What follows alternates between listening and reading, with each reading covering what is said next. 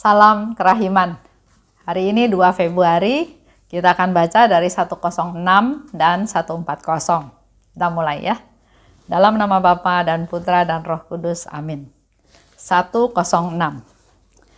Meskipun hal-hal itu sangat mengerikan, hendaknya jiwa tidak menjadi terlalu takut.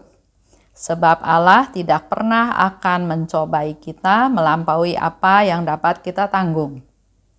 Di lain pihak, mungkin Ia tidak pernah akan mengirim kita ke penderitaan-penderitaan semacam itu. Tetapi aku menulis semua ini karena kalau Tuhan berkenan membiarkan suatu jiwa menjalani penderitaan-penderitaan yang sedemikian berat, hendaknya ia tidak takut dan sejauh itu tergantung pada jiwa itu sendiri, hendaknya ia tetap setia kepada Allah. Allah tidak akan merugikan satu jiwa pun, sebab Ia sendiri adalah Sang Kasih. Dan dalam kasih-Nya yang tak terperikan, Ia telah menciptakan jiwa itu. Tetapi ketika aku sedemikian disiksa, aku sendiri tidak memahaminya. 140. Cinta yang murni mampu melakukan perbuatan-perbuatan besar, dan ia tidak dipatahkan oleh kesulitan ataupun penderitaan. Sebagaimana cinta tetap kuat di tengah kesulitan-kesulitan besar, demikian juga ia bertahan dalam menghadapi kehidupan sehari-hari yang rutin dan membosankan. Ia tahu bahwa hanya satu hal yang diperlukan untuk menyenangkan hati Allah. Melakukan bahkan hal-hal yang paling kecil karena cinta yang besar. Cinta dan hanya cinta. Cinta yang murni tidak pernah sesat. Sinarnya sungguh gilang gemilang. Ia tidak akan melakukan sesuatu yang barangkali tidak berkenan di hati Allah. Ia tulus dalam melakukan apa yang lebih berkenan di hati Allah, dan tidak seorang pun akan menyamainya. Ia merasa bahagia kalau ia dapat mengosongkan dirinya sendiri dan membakarnya ibarat suatu persembahan yang murni. Semakin ia memberikan dirinya sendiri, semakin bahagia ia. Tetapi juga tidak seorang pun dapat merasakan bahaya-bahaya dari jauh seperti yang dapat dirasakan oleh cinta. Ia tahu bagaimana membuang kedok dan juga tahu dengan siapa ia berhadapan. 106. Allah tidak pernah akan mencobai kita melampaui apa yang dapat kita tanggung. Itu sering juga kita dengar ya. Di Alkitab juga ada bahwa memang Allah nggak pernah mencobai manusia di luar kemampuannya. Ini menjadi satu hal yang harus kita pegang, yang harus kita percaya, yang harus kita imani. Bahwa Allah tidak mungkin membiarkan kita jatuh tergeletak. Allah tidak mungkin membiarkan kita menderita di luar kemampuan kita. Artinya, kalau sekarang kita masih menderita, memang sering kita dengar ya, ada yang bilang, aduh Bu Esther saya sudah nggak kuat. Saya sudah nggak kuat. Tapi melalui kata-kata ini kita harus menjadi percaya bahwa kalau saya masih mengalami penderitaan, artinya Tuhan tahu saya masih kuat. Karena Dia nggak mungkin membiarkan kita jatuh tergeletak karena kita udah nggak kuat. Jadi kalau masih menderita artinya kita masih kuat. Dan yang harus kita lakukan bukan nyerah, tapi terus mengandalkan Tuhan, berserah pada Tuhan, mohon lagi kekuatan-kekuatan dari Tuhan. Minta kekuatan dari Tuhan untuk bisa mengatasi masalah-masalah atau penderitaan yang sedang kita hadapi.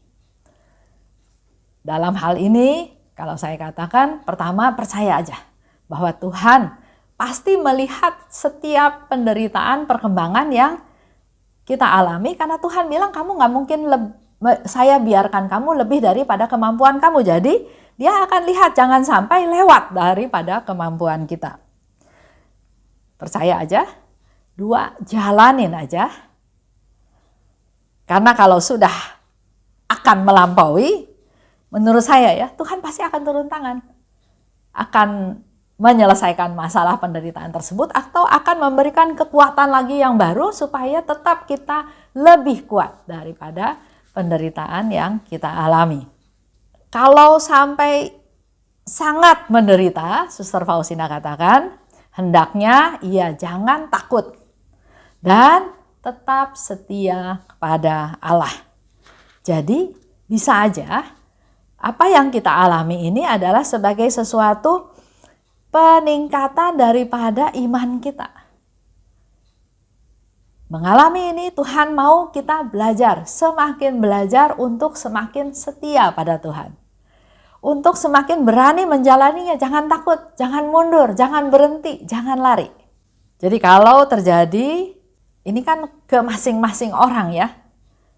Kita nggak bisa menyamaratakan, tapi percaya aja bahwa Tuhan mungkin sedang melatih kesetiaan kita, sedang menguji kesetiaan kita, dan apakah kita benar-benar mengandalkan Tuhan. Dikatakan oleh Suster Faustina tadi, jangan takut. Kita andalkan Tuhan, kita berserah pada Tuhan, kita percaya pada Tuhan. Dikatakan lebih lanjut, Allah tidak akan merugikan satu jiwa pun, sebab Ia adalah Sang Kasih. Ini pun menjadi satu jawaban, satu konfirmasi buat kita semua bahwa Allah nggak mungkin merugikan kita. Dia punya semuanya, nggak mungkin ngambil sesuatu dari kita sampai kita rugi. Dia pasti mau memberi, dan memberi. Ya, jadi Allah tidak akan merugikan kita karena Dia adalah Sang Kasih. Dia akan melakukan sesuatu. Dan kalau mengalami hal tersebut, menurut saya Tuhan punya rencana tertentu terhadap jiwa itu. Memang beda sama yang lain ya, jadi jangan dibandingkan. Pada saat kita membanding-bandingkan itu sudah mulai di jalan yang melemahkan. Tapi kalau Tuhan izinkan itu terjadi dan seolah-olah membiarkan, pasti Tuhan juga punya rencana terhadap jiwa tersebut. 1:40 bicara tentang cinta yang murni. Cinta yang murni mampu melakukan perbuatan-perbuatan besar. Dan kalau dasarnya adalah cinta yang murni, maka pasti kesulitan dan penderitaan enggak mungkin menghalangi, mematahkan cinta yang murni tersebut. Contoh, saya kasih contoh ya. Ada satu keluarga, suami istri. Suaminya karena persisnya saya nggak tahu karena apa. Tapi beberapa lama kemudian si istri cerita sama saya bahwa suaminya melakukan perselingkuhan dan perselingkuhan itu sudah dilakukan bertahun-tahun. Istrinya marah, kecewa, sedih, ya semuanya ya. Dia merasa terhina, merasa tidak disayang, merasa dicuekin, merasa kok dia nggak dihargai, orang lain kok dianggap lebih penting sehingga suaminya mau sama si perempuan itu dan seterusnya ya. Itu yang bergejolak dalam hati dia. Awalnya dia fokus ke diri sendiri. Saya sakit hati, saya marah, saya sedih, saya dilukai. Ya, saya ya. Dia mengasihani dirinya. Tapi bagusnya dia enggak hanya fokus ke saya.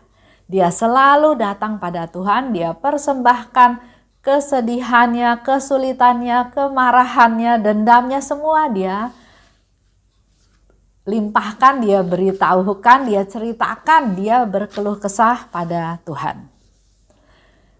Nah, di dalam proses itu ya ada bimbingan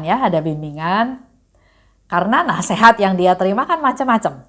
Ada yang bilang tinggalin aja suami seperti itu, cari lagi yang lain. Ngapain hidup sehari-hari nangis, sedih, ngebelain si suami yang nggak tanggung jawab dan nggak setia itu. Tapi ada juga nasihat yang lain, yang bilang sama dia, kamu harus berkorban, kamu harus bisa mengampuni, kamu harus ini, harus itu. Tapi dia sebagai seorang manusia, seorang istri, sakit hatinya tuh nggak bisa terobati. Karena dia begitu mengasihi suaminya, kok suaminya melakukan hal yang di luar dugaan, yang sama sekali dia nggak duga, nggak pikirkan karena suaminya sebetulnya nggak punya sifat seperti itu ya menurut dia. Dia bilang beda sama teman saya yang memang waktu awal married saja dia sudah tahu bahwa memang suaminya gila perempuan. Jadi setelah menikah dan suaminya gila perempuan, si istri ini merasa biasa-biasa saja karena dia sudah tahu. Beda dengan dia. Dia bilang suaminya itu baik, suaminya jujur, suaminya setia, suaminya nggak nakal. Tapi kok dia bisa dikhianati seperti itu? Dia sakit hati, sakit hati. Nah, yang dia lakukan pertama, dia enggak lepas Tuhan. Dan bagusnya dia memang sudah kenal Tuhan. Tuhan yang Maha Rahim. Dia sering sekali mendengar bahwa Tuhan membicarakan atau mengajarkan kepada kita semua tentang mengampuni, mengampuni dan mengampuni. Ampunilah mereka 70 kali 7 kali. Ampunilah, maafkanlah. Terus itu ada di otak dia. Sama dia dicerna. Apa ya maksudnya Tuhan ya?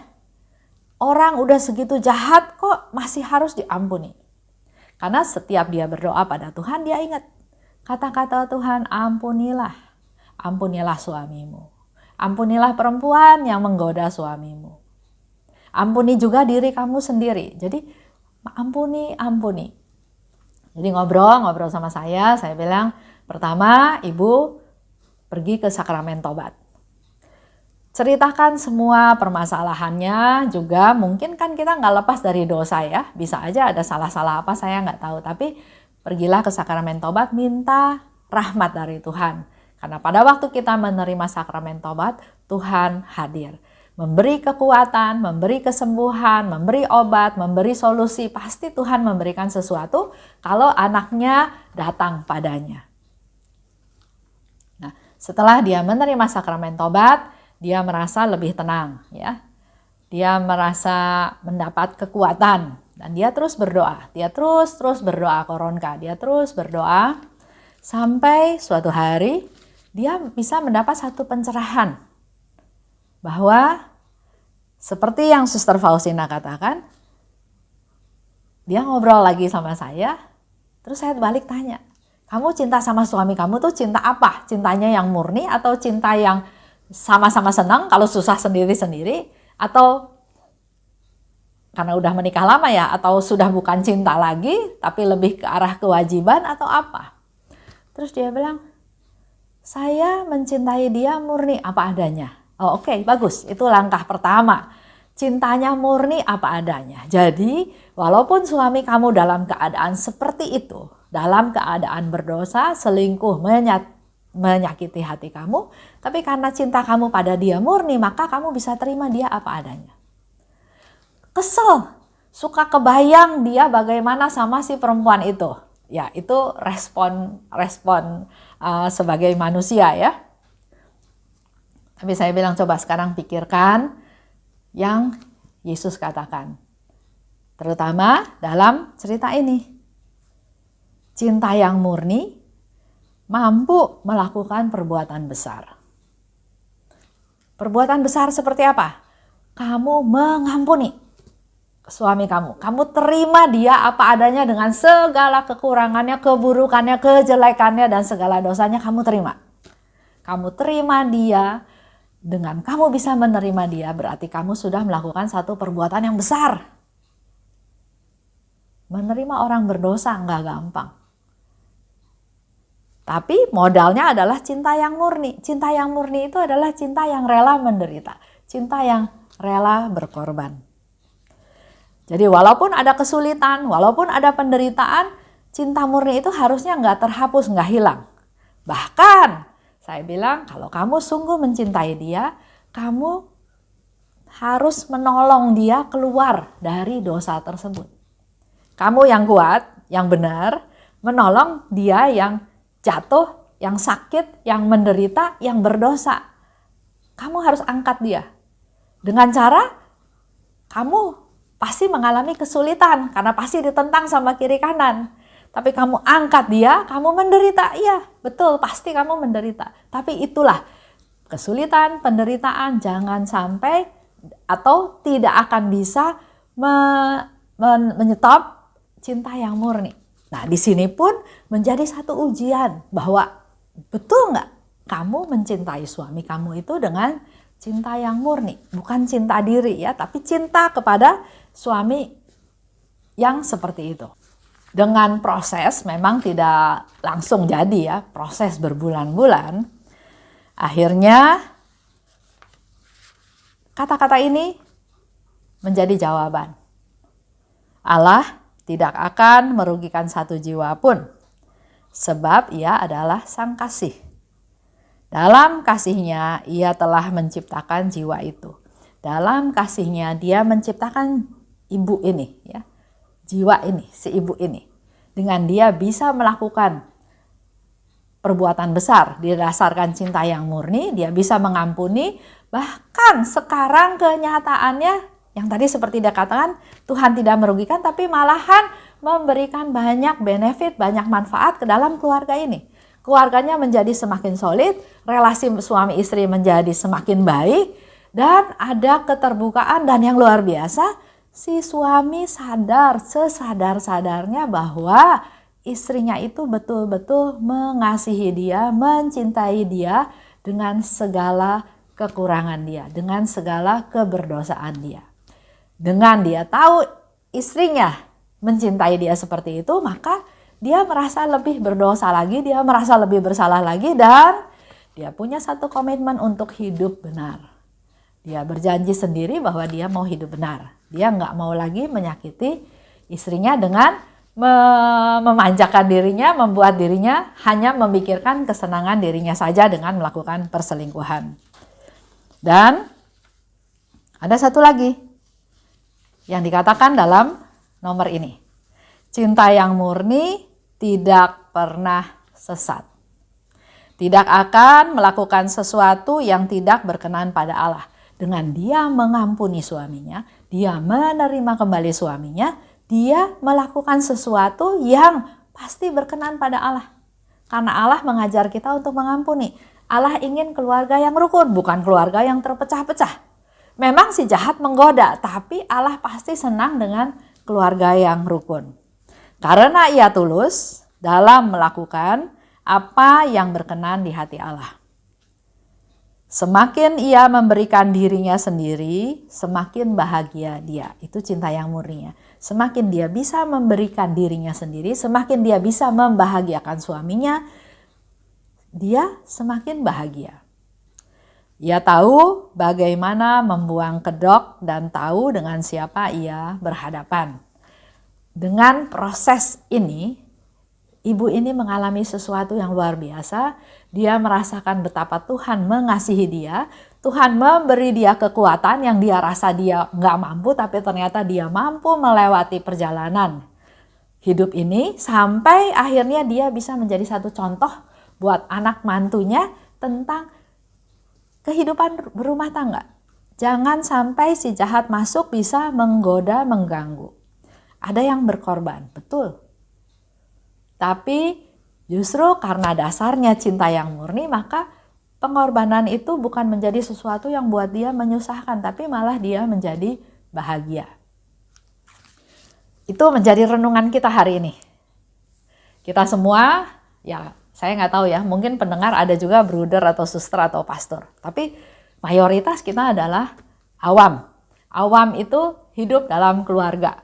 Kita sebagai ibu, sebagai istri, sebagai oma, sebagai anak, sebagai saudara, sebagai teman, sebagai tetangga. Kita semua pasti punya relasi dengan sesama kita, keluarga kita. Mari kita evaluasi diri kita masing-masing. Mungkin sudah ada pernikahan yang 50 tahun, mungkin ada yang 40 tahun, mungkin ada yang baru 10 tahun, atau bahkan ada yang 1 tahun. Pertama, mari kita periksa diri kita apakah kita punya cinta yang murni. Kalau belum murni, mari kita perbaiki supaya kita bisa melakukan segala sesuatu dengan dasar cinta yang murni. Karena dikatakan di sini, cinta yang murni bisa melakukan perbuatan-perbuatan yang besar. Dan Tuhan pasti senang. Itu aja. Kita tutup dengan doa. Dalam nama Bapa dan Putra dan Roh Kudus. Amin. Oh luka kerahiman, oh hati Yesus. Sembunyikanlah aku di dalam lubuk hatimu. Laksana satu tetes darahmu sendiri. Dan jangan biarkan aku terlepas dari situ selama-lamanya. Kurunglah aku di dalam lubuk hatimu, dan ajarlah aku mencintai Engkau. Tuhan, mampukan aku memahami sepenuhnya siapa dirimu. Bawalah aku masuk ke dalam rengkuhan mesramu, sejauh itu dapat ditanggung oleh kodrat insani. Amin. Dalam nama Bapa dan Putra dan Roh Kudus. Amin. Salam kerahiman.